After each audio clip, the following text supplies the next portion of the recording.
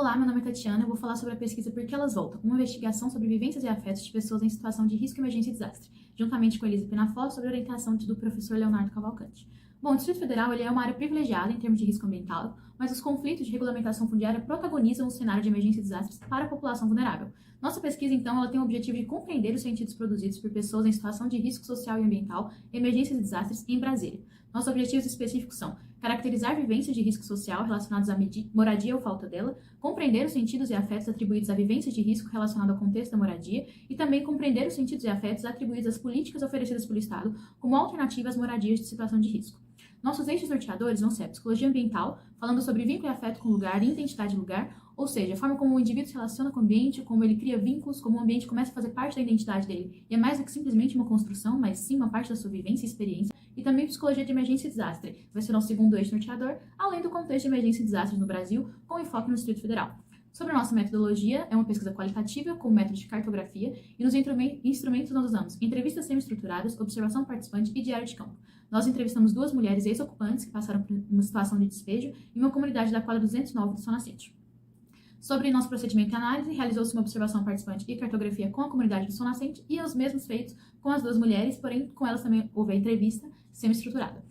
Sobre os nossos resultados e discussão, nós dividimos em 2 grandes momentos, a cartografia e amarrações práticas teóricas. Na cartografia, nós falamos um pouco mais sobre os nossos afetos, sobre nossas percepções e sobre a experiência de cartografar. Aqui eu vou falar um pouco mais das amarrações práticas teóricas, onde a gente junta os dados construídos com a teoria. Bom, a pergunta que norteou aí foi, será que a situação que os moradores ocupantes, tanto do CCBB quanto do setor comercial do Sul, foram submetidos em um contexto de pandemia, poderia ser considerado uma emergência e desastre?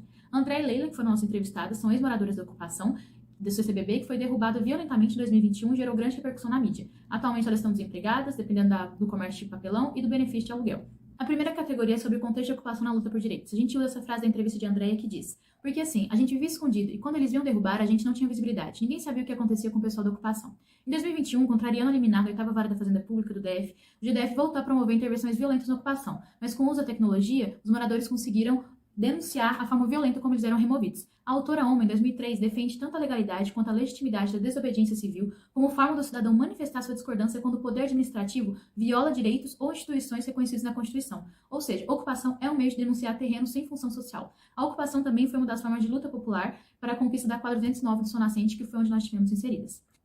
No caso da ocupação do CCBB em 2021, a justificativa oficial foi de preservação ambiental, apesar do desmatamento da área por parte do governo depois para facilitar a fiscalização e impedir que novos ocupantes se instalem lá. Entendemos que aquela área é uma área de especulação imobiliária, e é interessante observar tanto na fala das entrevistadas quanto nas vivências e construção de novas ocupações com a comunidade do Sol Nascente, o cuidado que eles têm com a preservação ambiental, tanto para não desmatar em nenhum momento e até usando da sombra das árvores para poder fazerem ali seus barracos. As opções oferecidas pelo Estado depois de despejo geralmente são unidades de acolhimento. As entrevistadas falam como essas unidades são sinônimo de violência, conflito, intensa convivência com desconhecidos e segregação socioespacial. Segundo o Censo da População em Situação de Rua do Distrito Federal, as casas de passagem até agosto não atendiam nem 31% dessa população. E muitas vezes elas são usadas como medida paliativa pelo governo, ao passo que os processos de regulamentação e lotes são cada vez mais ignorados ou simplesmente postergados. Ou seja, a gente vê aí que casos como esses, muitas vezes nem as justificativas oficiais disponibilizadas, nem as políticas alternativas oferecidas pelo Estado são alinhados com a realidade das ocupações e a necessidade dos moradores.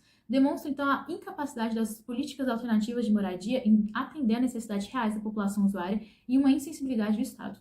Segunda categoria é como falar de vínculo e afeto ao lugar sem lugar para morar. A psicologia ambiental se mostra necessária. Uma frase aqui é: aquilo era nossa casa, um barraco de tábua construído com uma lona por cima era nossa casa, era nosso lar. A gente percebe como mesmo um terreno muitas vezes baldio, um lote ocioso, ele tem um significado de ser um meio de resistência, um meio de luta popular, um significado de ser uma casa, de ser um lar. Então, por meio da ação e transformação ali, aquele local se torna uma parte pertencente desses indivíduos. É possível identificar na fala delas as 3 dimensões do apego ao lugar, tanto a funcional quanto a simbólica e a relacional. Nas considerações, a gente percebe que uma consequência de um processo de segregação socioespacial, marginalização e estigmação da população de baixa renda, ou seja, de origem antrópica, de origem humana, ainda assim, ela não é considerada um desastre, aparentemente porque é compreendida como uma consequência de uma intervenção promovida pelo Estado. Proteger a moradia durante a pandemia, que deveria ser uma das prioridades absolutas do Estado, acaba sendo exatamente o inverso.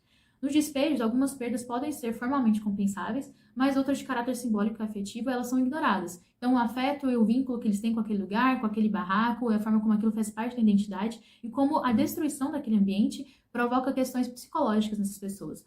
e também as questões micropolíticas que muitas vezes são desconsideradas na elaboração de políticas públicas, como as violências e os conflitos dentro dos abrigos. Então, tanto por falta de boas opções, quanto pelo vínculo e afeto ao lugar, a gente entende que essas pessoas voltam para a região pelas quais elas foram despejadas.